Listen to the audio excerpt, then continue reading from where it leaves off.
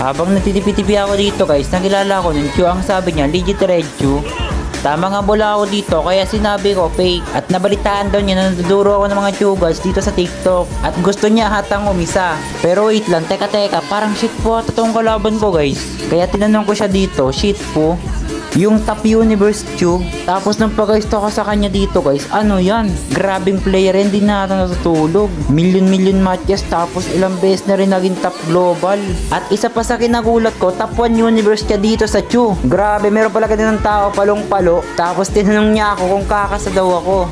Tapos dito guys, pinakitaan na agad ako ng Galawan Top 1 Universe. Grabe, pinakitaan na agad ako ng Triple Recall Universe na Galawan, Lopet. At dito nyo makita guys kung gaano kasakit yung Top 1 Universe. Grabe, one hit. Napatawan na lang siya dito. Tapos sabi ko, grabe ang sakit. Ewan ko sa tune na to guys, bakit ako yung laging target niya. Tapos makikit pa, nakita mo yun. Tapos dito guys, napakang ako sa ginawa niya. Pinakituan po naman ng double dash, sabay Triple Recall. Grabe, ang angas nun. Guys, gusto nyo ba ako makalaro o makalaban sa 1v1? Kung gusto nyo, gawin nyo lang, mag-follow kayo sa akin at ilagay nyo yung ML ID nyo sa comment section.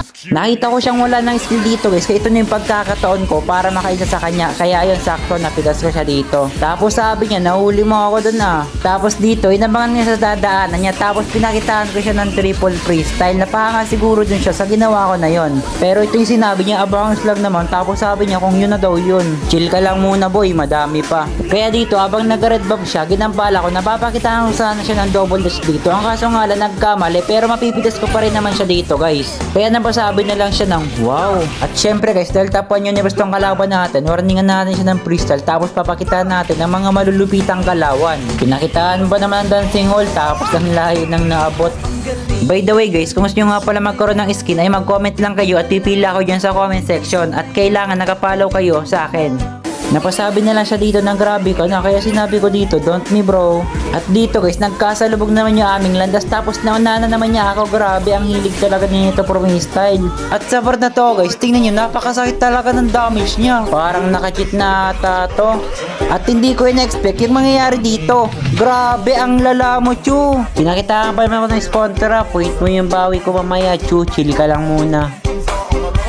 Hindi pa tapos ang lahat guys, babawi pa ako. Syempre hindi ako magpapatalo dahil pinakitaan niya tayo ng double dash kanina. Syempre pakitaan din natin siya. At akala siguro niya siya lang yung king of one hit dito sa TikTok. Hindi ka nakakasiguro boy. By the way guys, sa mga hindi pa nga pala nakakakilala sa akin yan, ako nga pala si Red Chu, ang dumudurog ng mga top global. At dahil nga pala meron tayong kalaban na top 1 universe, isasama natin siya sa mga dinurog ko. At sa part na to, titipi-tipi ba siya, pero tingin ginawa ko sa kanya, pinamuha ko siyang lamok. At kung inaakala niya siya na yung king of spawn trap dito sa TikTok, nagkakamali siya.